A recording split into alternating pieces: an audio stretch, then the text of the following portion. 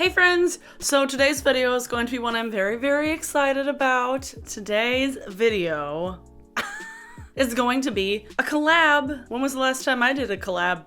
Was it February? March? A while ago? But today's video is going to be a collab with the lovely Hannah, aka Smokey Glow. Hannah is doing 31 days of Glowmas, so like a new video every day in December. Godspeed, my child. I could never do that, but Hannah's been doing all these really awesome collabs all month, as well as just like generally great content. So I'm very, very excited that she asked me to be one of the collabs. So thank you, Hannah. You're awesome. So if you guys haven't checked out her channel yet, what are you doing? So when Hannah asked me what kind of video I was thinking about, like what maybe we wanted to do as a collab, she was like, well, we could do something ranty, because like apparently we're both really good at ranting. And I was like, yeah, I know, we are. Like, clearly you guys come for the rants sometimes. And in the spirit of Christmas, we thought we would do a video about ridiculous marketing campaigns, advertising, like just branding, general fuckery in advertising. So Hannah is going to be focusing on kind of more current branding stuff that might be a little more fresh in everybody's mind. And I threw out the idea of like doing more like vintage ads, things from like decades and decades ago that were before our time, just to kind of like compare and contrast the bullshittery of it all. And so that's what today's video is going to be. I did some research.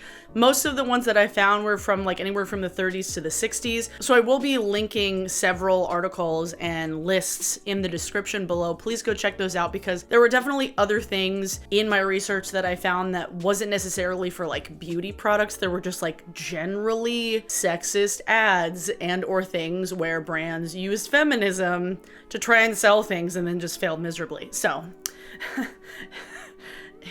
if you ever want to laugh at brands of your links in the description. So let me go back all the way. I know I took some screenshots.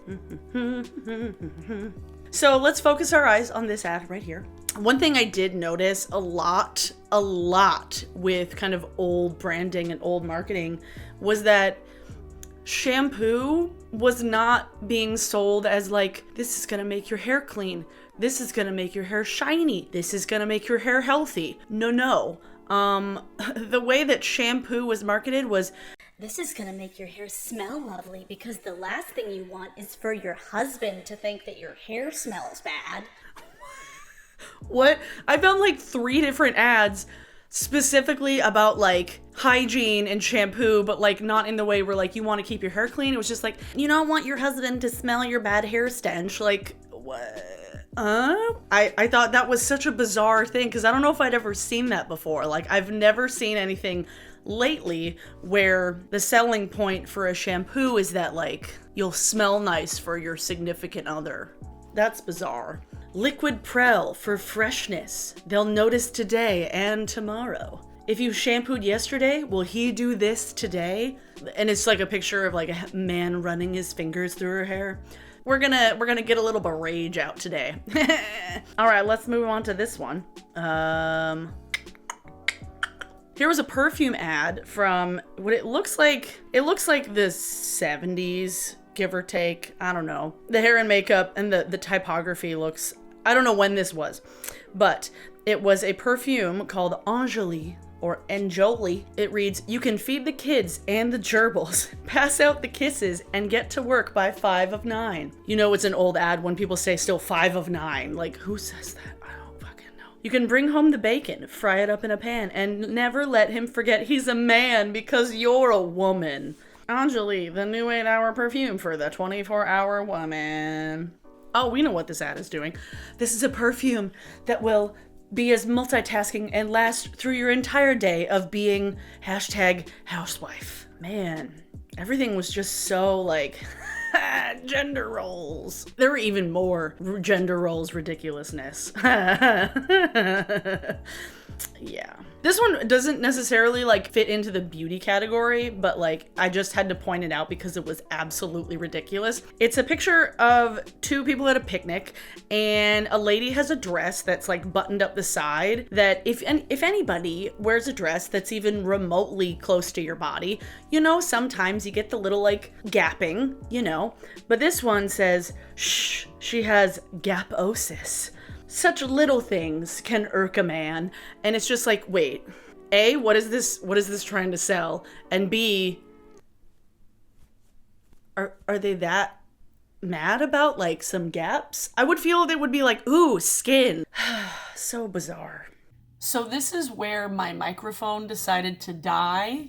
And the rest of the video will be with my camera audio, so don't point it out because I know I didn't notice it until I was finished filming. And back to the video. This one got me. This is an ad for Q-Tex, which still exists. Nail polish remover, heyo. Nowadays, I feel like there doesn't even need to be like advertisements for nail polishes. Like it's a nail polish and you paint your nails with it. Same thing with nail polish remover. We don't advertise nail polish remover. Q-Tex, all the other nail polish removers don't need to advertise because it's like people are gonna buy it because they need it. And it's like one nail polish remover does not make it better than another nail polish remover. Anyway, this looks like from like the 30s or 40s because of the kind of art style. I really enjoyed looking through these old advertisements because I actually took a class on advertising in college, and then I took a class on like TV studies where we talked a lot about like product placement. So looking at these like really old ads just like made me happy and made me angry because this was ridiculous. This one is, at every move of your hand, your nails are conspicuous. What does that mean? I don't know. The one thing I did notice a lot with like vintage ads and vintage marketing was that like all of them had like really wordy paragraphs. Like it wasn't just like a few slogans and then like all pictures. It was just like, here's an entire 200-word article about this thing. And this one says, many people judge you as severely by the appearance of your nails as by the cut of your gown or the brilliance of your conversation. I don't know if that's like kind of slut shamey and then also like nail shamey. Like, so like people judge your nail beds the same as they do if you're wearing like a short dress, and also if you're dumb. I don't know. What are you trying to do? Q-Tex. Mail the coupon below and 20 cents and we will send you the midget manicure set, which contains enough of the different Q-Tex preparations for at least 6 manicures. Midget manicure set. I didn't even see that. Oh my god. All right. This one's just flat out mean. It's a picture of a nice lady, a nice pretty lady, and it says nice hair, nice eyes, nice teeth, but these charms may be wasted if she uses the wrong deodorant. What is it with like all these old ads and just like negging? Like all of these old vintage ads were just like so mean to women. Just mean, just making people feel bad about themselves so they would go out and buy things. Brands still do that, but in a little more subtle way. Not that much more subtle, but slightly. This one was the first one that I saw, and I kind of like laughed out loud. Like I had to call my boyfriend and be like, oh my god, you have to hear this. This is a picture of a sad lady moping, and then with a thought bubble it says, he doesn't kiss me anymore. And then in her little like blurby thing, this was another thing in old ads where there was like little like picture-in-picture comics. He said my lips were too red and smeary. Another lady goes, why don't you use Tangy? It's orange in the stick, but it changes like magic to a lovely shade of blush rose on your lips.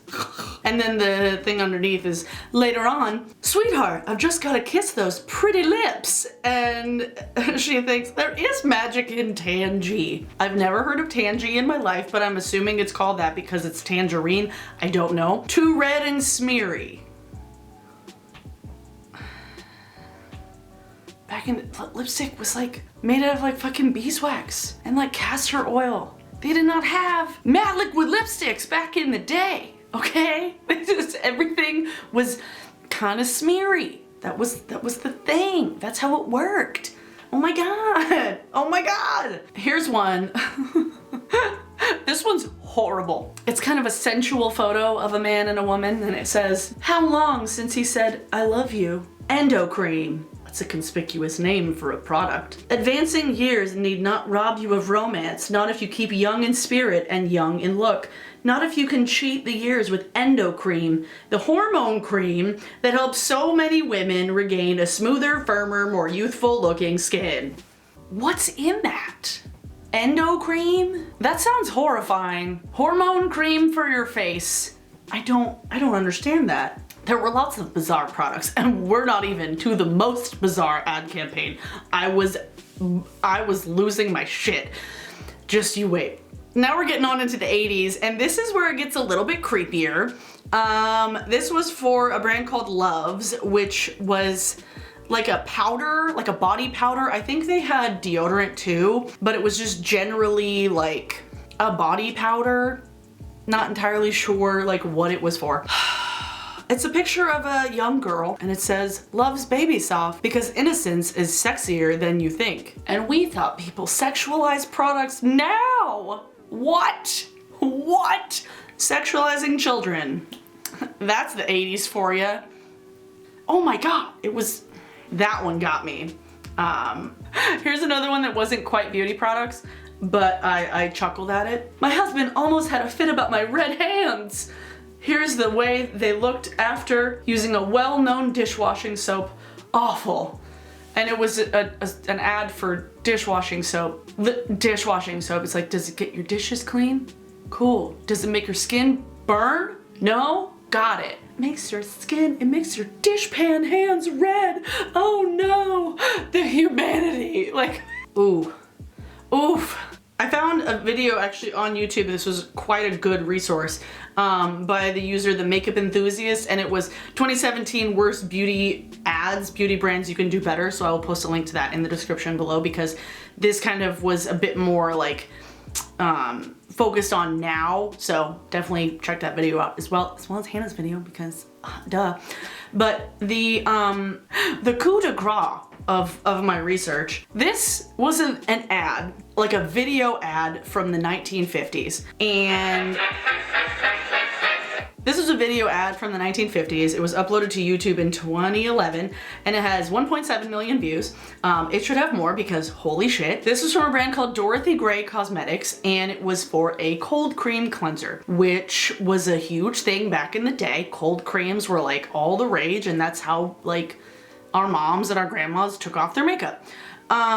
This brand decided to use the idea that I literally can't even get the words out. I'll just show a little clip, because holy shit. Think how much dust and dirt settle on your skin. And that's why cleansing tests were made by an independent testing laboratory. This same kind of dirt was made just radioactive enough to register on a Geiger counter. The Geiger counter proved that Dorothy Gray Cell-On Cold Cream cleanses up to 2.5 times more thoroughly than any soap or other cleansing cream tested. So, as you can see, they put like radioactive dirt on a person's face, and then they were like, we're gonna wash it all off with the cold cream, and then use a fucking Geiger meter to measure if there's any more radioactive material on your face. That is an extreme way of marketing a cleanser. Why not just use like regular dirt, man? If they actually put, like, they released a little book that went with it, being like, this was the entire experiment. You can read all about it. And I was like, did this woman die? Like, did she die from radiation poisoning? I don't know. But it was just the most ridiculous, like the video on YouTube is just called Shocking 1950s Cosmetics Ad. Yeah, it was. Holy crap. And which is odd because it's in English, but like most of the comments are Spanish. So I don't know. Like, did the model die of cancer or radioactive poisoning? It cleans skin right down to the bone. In fact, the skin just falls off the bone. The comments on this are pretty great. And the added effects of this product include growing extra arms so you can get more housework done, and being able to get groceries at night because motorists will be able to see you glow in the dark. Okay, 50s.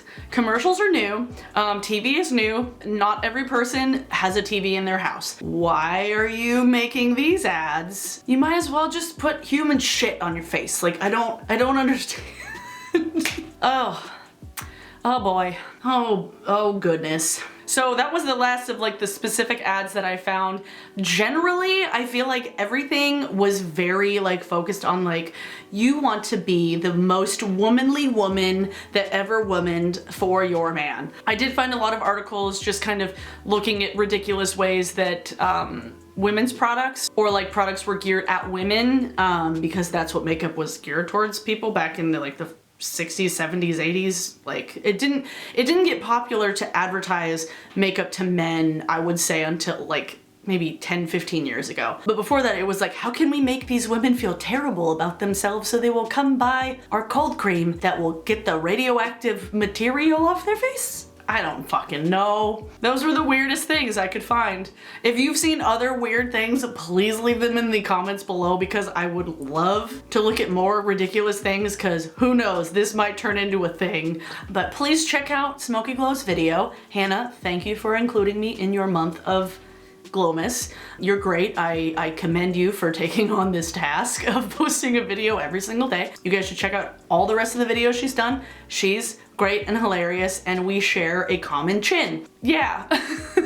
For those of you who are maybe here from Hannah's video, thanks for being here. Thanks for stopping by. If you want to subscribe, you can do that. That'd be cool. If you're here because you just watch my videos, hey guys, thanks for being here. You're awesome. And thanks so much to my patrons. You guys are the best. I hope you enjoyed this video. I certainly enjoyed making it. Thank you, Smokey Glow, for including me. And go watch her video now.